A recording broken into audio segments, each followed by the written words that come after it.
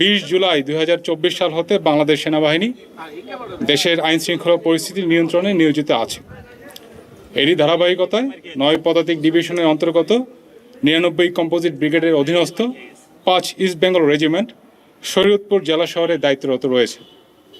আপনারা জানেন, আমরা ইতিমধ্যে শরীয়তপুর জেলার বিভিন্ন স্থানে বেশ কিছু অভিযানের মাধ্যমে প্রায় 3 শতাধিক ককটেল, অসংখ্য দেশীয় অস্ত্র, মাদকদ্রব্য এবং বেশ কিছু আগ্নেয়াস্ত্র উদ্ধার করতে সক্ষম হয়েছে। সেই ধারাবাহিকতায় গতকাল 4 ফেব্রুয়ারি রাতে গোপন সংবাদের ভিত্তিতে শরীয়তপুর সদর আর্মি ক্যাম্প, নড়িয়া উপজেলা আর্মি ক্যাম্প ও ডামুড্ডা আর্মি ক্যাম্প হতে যৌথ বাহিনীর মাধ্যমে 3টি অভিযান পরিচালনা করা হয়। শরীয়তপুর সদর আর্মি ক্যাম্প হতে মেজর সাজিদুর রহমানের নেতৃত্বে বাংলাদেশ সেনাবাহিনী ও বাংলাদেশ পুলিশের একটি আভিযানিক দল শরীয়তপুর শহরের অঙ্গারিয়া স্বর্ণঘোষ এলাকায় আনুমানিক রাত্রি 03:00 ঘটিকায় একটি অভিযান পরিচালনা করে। উক্ত অভিযানে একটি টমাহক শটগান, 2টি AK.22 bore semi automatic rifle, 3টি magazine, 71 round shotgun ammunition, 57 round rifle .22 barrel ammunition, 12 round 9mm pistol ammunition, একটি বিদেশি ড্যাকার এবং 3 বোতল বিদেশি মদ এবং মাদকদ্রব্য গ্রহণের সরঞ্জামাদি উদ্ধার করে।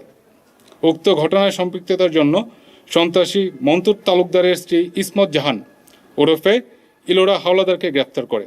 উল্লেখ্য যে সন্ত্রাসী মন্টু তালুকদারের বিরুদ্ধে বর্তমানে 7টি মামলা চলমান রয়েছে।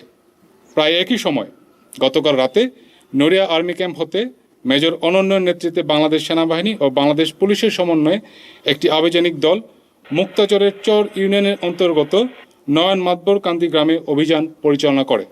উক্ত অভিযানে একটি 1 বন্দুক, 7টি কার্তুজ, 3টি রামদা, একটি চাইনিজ কুড়াল উদ্ধার করা হয় এবং উক্ত ঘটনায় সম্পৃক্তের জন্য রাব্বি মুলরকে আটক করা হয়। প্রায় একই সময় ডামুড্ডা আর্মি ক্যাম্প হতে বাংলাদেশ সেনাবাহিনী এবং পুলিশের সমন্বয়ে আরেকটি আভিযানিক দল মেজর আবরারের নেতৃত্বে দামুড্ডা থানার ইরিকোটি এলাকায় অভিযান পরিচালনা করেন।